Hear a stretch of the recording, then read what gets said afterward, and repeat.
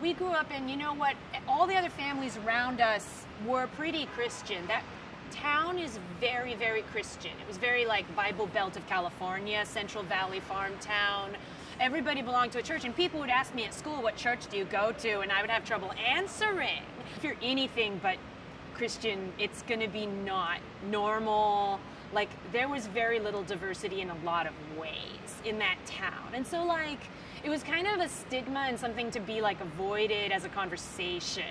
We were raised atheist with no religion and no church and no, you know, we did Christmas because that's the American thing you do. Definitely not interested in the Christian normalcy, but, like, had different relationships with spirituality. And the more spiritual of us were kind of looking at paganism and other other options. And the first time I ever left Porterville for more than a couple days, I was in a summer program in Santa Cruz. And so, like, I was mind blown. I did not know that, you know, anyone in the United States had, like, gay pride flags on the outside of their houses, had, like, diversity is awesome posters, that was possibly done anywhere.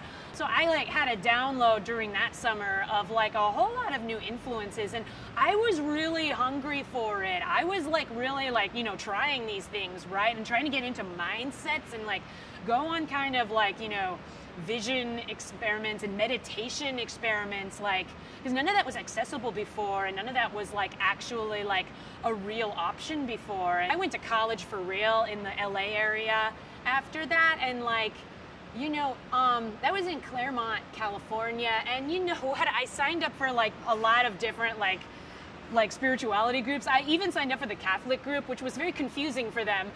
I was, like, very just, like, where do I go after here? Where am I from before here? Like, what do I do with what I have? You know, I was very shopping, like, during all this time. I mean, like, you know, and a lot of times nobody could get what I was even doing. Like, why do you sign up for the Catholic Club when you're not?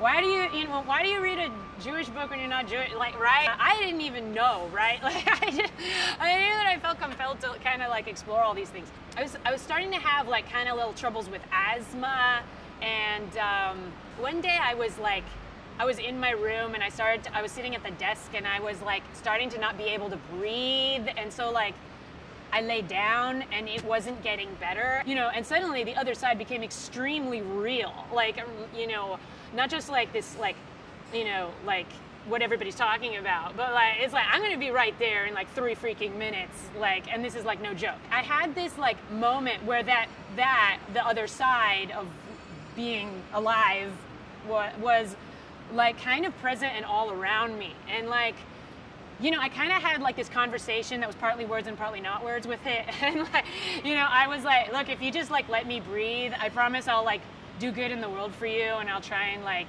you know, figure out how to, like, be good to people and like, bring people the best that they can be.